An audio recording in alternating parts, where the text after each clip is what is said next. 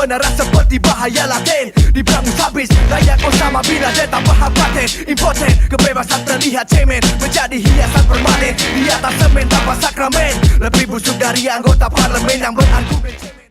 Karena kalau kita bicara demokrasi, demokrasi macam apa yang kita punya sekarang, seperti itu kan? Karena istilah demokrasi kan kepemimpinan dari, oleh, dan untuk rakyat, seperti itu. Tapi yang ada sekarang, justru kita memilih wakil rakyat untuk memerintah kita gitu loh. Sedangkan mereka wakil dan bukan pemerintah, seperti itu menurut kami. Sebenarnya yang namanya reformasi itu kan adalah bagian dari demokrasi. Dan demokrasi itu tuh punya 3 bagian kan. Dia ada yang namanya transisi, liberalisasi, sama konsolidasi. Kalau menurut saya sendiri, sekarang itu Indonesia sedang berada pada tahap konsolidasi, di mana yang namanya konsolidasi itu adalah never ending proses. Jadi sebenarnya prosesnya itu gak akan pernah berhenti. Dan seharusnya demokrasi yang baik itu memang tidak akan pernah berhenti. Jadi sekarang ini seharusnya semua lini itu bergerak untuk membantu proses demokrasi yang jadi lebih baik. Artinya ketika masyarakat di level atas, di ring 1, mereka sudah menerapkan demokrasi, tapi masyarakat di level bawah, masyarakat grassroots masih belum bisa berpartisipasi secara baik dan benar, sebenarnya demokrasi nggak akan pernah bisa terjadi, dan konsolidasi itu sifatnya fana. Jelas negara ini sejak era Orde Lama selalu mewariskan baik itu secara materi ataupun non-materi. Tapi yang saya alami, yang saya rasakan, yang pernah hidup beberapa tahun di Bandung, tentunya ialah kebebasan untuk berekspresi, bersuara, dan tidak adanya dari pemerintah itu. Kalau sekarang kebebasannya cenderung tidak ada batasan. Menurut saya setelah reformasi itu lebih kacau gitu. Karena kalau misalkan masyarakat itu terlalu dibebaskan, itu cenderung akan gimana ya, jadi diskriminatif. Ya, jadi diskriminatif gitu. Jadi berjalannya sendiri-sendiri gitu, karena mendeskripsikan kebebasannya itu berbeda-beda gitu setiap orang. Ini menurut saya itu keberadaan pergantian rejim kan memang harus dikawal. Nah, proses pengawalan ini berhenti ketika Soeharto turun. Nah, nilai itu kemudian bermetamorfosis. Dia kemudian menjalar ke banyak tempat, banyak orang, dan akhirnya terbentuk satu situasi di mana nilai itu masih ada, di mana budaya itu masih kuat. Tapi kemudian dia berbalut dengan pendekatan demokratis. Ya, salah satu wujud konkret dari demarkasi blok sejarah itu adalah kenapa kita lalai dan bukan lalai ya, kita nuntut kok, kebanyakan dari kita semua tuntut itu untuk membangun demarkasi tadi, blok sejarah tadi. Salah satunya adalah pengadilan Soeharto. Jadi pengadilan Soeharto itu bukti konkret bahwa sejarah lalu didemarkasi mana yang lama, mana yang baru. Tapi itu kan tidak terjadi. Nah, jadi yang saya maksud gagal membangun demarkasi blok sejarah adalah salah satu konkretnya ya kita gagal mengadili Soeharto. Padahal pengadilan Soeharto itu ya pelajaran berharga untuk perjalanan bangsa kita ke depan. Ketika ada perubahan zaman atau perubahan dari sebut saja dari Orde Baru ke reformasi, itu nampak kasat mata, ini turun, Soeharto turun, segala macam, ada perubahan undang-undang kan begitu kan, reformasi kan, ini nampak kan real ya. Nah, tidak dibarengi dengan perubahan nilai, justru nilai buruk zaman Orde Baru mengalir. Ini yang tidak pernah dicegah, tidak kepikiran oleh kita untuk mencegah. Ini mengalir dan masuk ke zaman reformasi. Nilai-nilai buruk di zaman Orde Baru, tidak semuanya buruk betul di zaman nilai-nilai yang buruk di zaman Orde Baru resap. Setelah reformasi kita gamang.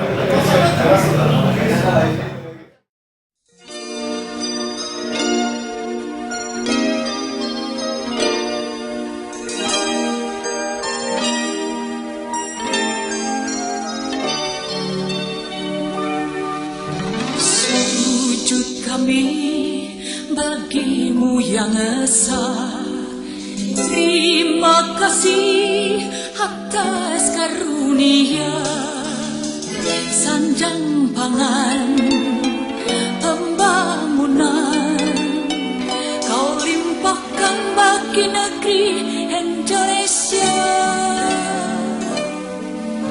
Seorang bapa yang telah kau cinta untuk memimpin negeri tercinta, wibawanya dan senyumnya memberi ceria wajah Indonesia.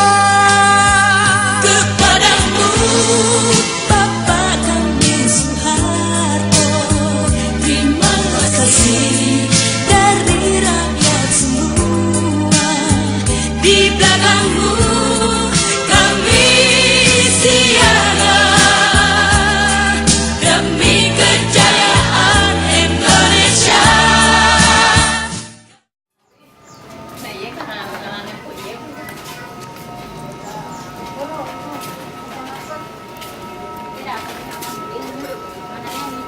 Bedanya, rasanya bedanya gimana sih zaman Orde Baru sama reformasi? Bukan Orde Baru, Orde Baru sama reformasi.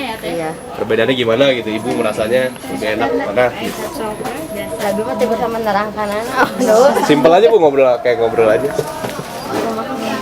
Gimana Bu jadi? Maksudnya jadi gimana? Pertanyaannya pertama. Lebih enak Orde Baru apa zaman sekarang reformasi? Zamannya Pak Harto apa ya sekarang reformasi? Ya di Zaman Pak Harto. Pak Harto adem-ademnya. Kalau Pak Harto kalau sekarang ini banyak kenaikan masalah BBM, terutama masalah ekonomi gitu. Kalau ibu-ibu mah ya. Terus informasinya enaknya memang ini misalkan ada korupsi ditindak, tapi semakin banyak juga yang di itu yang korupsi gitu. Kalau waktu Pak Harto memang tidak ada gak banyak keributan apa-apa ya. Tapi kalau yang mengerti itu politik ya, itu mungkin lebih apa sih? Lebih jahat lebih apa sih? Kata yang ngerti, kalau ibu mah kan nggak tahu, belum bukan nggak tahu, jadi nggak terlalu mendalami masalah politik gitu.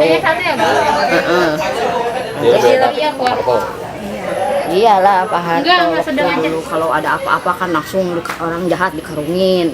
Kalau sekarang kan kok banyak ini tapi lebih banyak lagi gitu kejahatan. Gitu.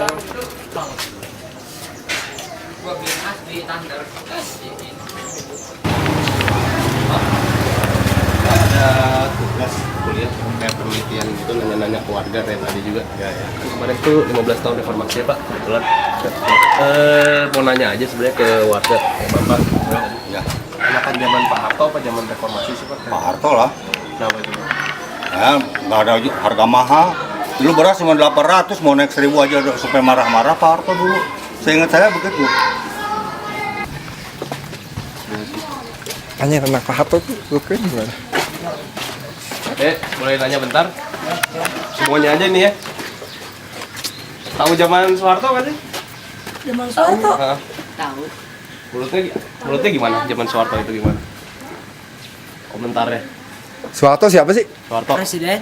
Keberapa? Kedua. Dan ke enggak, bukan. Keberapa? Soeharto kedua. Kedua. Oh, benar ya kedua.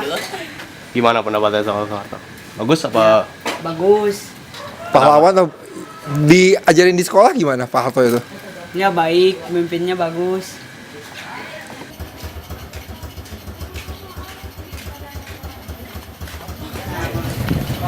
Enakan mana? Enakan waktu Pak Harto, enakan waktu sekarang reformasi. Saya jalurkan ke belakang, nggak jalankan atau gimana ya? Dari mana? Namanya lebih kerja. Kalau Ibu? Enakan zaman Pak Harto atau zaman sekarang reformasi? Gimana ya, bingung. Kalau saya mah enakan zaman Pak Harto. Kalau zaman Pak Harto memang enak, tapi sekarang kan nanti seolah-olah kan umum tidak terbuka ya. Apa-apa Ya, itu kan aja. kalau sekarang mah terbuka gitu. Masalahnya apa-apa sekarang terbuka, lihat di media gitu ya, elektronik, apa media cetak gitu. Kan kalau ya contohnya aja kan kayak kerusuhan gitu ya di mana-mana gitu Jadi kan. seolah-olah Sekarang. bisa dicontoh. Jadi seolah-olah kan kalau reformasi memang itu emansipasi gitu ya. Kalau zaman Soeharto memang serba murah, cuman untuk ke rakyatnya kita masih bisa ditekan gitu ya oleh pemerintah gitu.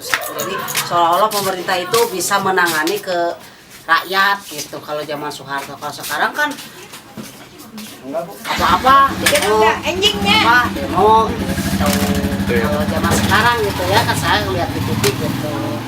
Jadi orang jadi tambah gentar sekarang. Gitu. Jadi kesimpulannya enakan zaman Soeharto apa zaman sekarang, Bu? Ya enaknya zaman Soeharto. Enaknya zaman Soeharto kalau ini. Boleh milih ya gitu. Kalau ya. boleh milih. Tapi Jadi kan sekarang enggak, soalnya kan banyak. kalau dulu kan uang 100 rupiah 500 ya zaman dulu kan masih bisa jajan apa dapat ini misalkan bala-bala satu. Kalau sekarang kan bala-bala dapat 500 ketek kecil gitu. Anak kecil, anak saya juga kan 2.000 jajan, satu kali jajan 2.000, 5 kali jajan udah 10.000 untuk sehari. Nah dari pagi kan malamnya ke siangnya gitu susahnya Terus, gitu. Iya nak kumaha non ngaran teh kesimpulan anak Ya kalau kesimpulannya enaknya yang zaman Soeharto itu aja, kalau lain tidak. Kalau Ibu sama Sama. nggak bisa menginginkan sih, nggak bisa apa menyimpulkan karena dulu dengan sekarang kan lain lagi itu. itu Bu ya. Mungkin karena sekarang mah udah di media elektronik udah terbuka ya, jadi mungkin sekarang mah lebih tahu lah umum. Dulu mah kan tertutup umum gitu yang dirasakan. macam sekarang mah tawuran segala kan Ya, diperlihatkan, dulu mah enggak kan. dulu mah kan enggak gitu. Jadi orang zaman sekarang orang cepat tersinggung gitu, terus berontak gitu kan gitu. Jadi kan kalau dulu kan masih bisa ditangani. Yang gini kebanyakan kan tahu-tahu oh ini mahasiswa ini nggak ada, dulu kan gitu sampai berbulan-bulan gitu kan. Kalau sekarang mah kan udah lumrah gitu. Kalau menurut saya gitu ya. Saya kira satu hal yang menurut saya sangat penting yang belum bisa dihilangkan dari Orde Baru itu adalah satu budaya atau satu kultur yang tidak memberikan kepastian tentang salah dan benar. Ya. Satu budaya etik, ya, budaya etik, moral, ya, di mana segala sesuatu itu ya, bisa diatur. Jadi ada metafora ya, di zaman Orde Baru yang sangat terkenal bahwa semua itu bisa diatur. Semua bisa diatur, termasuk moral, termasuk etika. Segala sesuatu bisa diatur. Kamu korupsi, ya kan, bisa tidak salah, ya, karena bisa diatur. Jadi sepanjang ya, apa yang kamu lakukan, apa yang kamu korupsi itu dibagi rata semuanya, ya kan, semua tahu sama tahu. Ya. Maka ini bukan sebuah kesalahan. Ini bukan sebuah dosa. Nah, itu budaya yang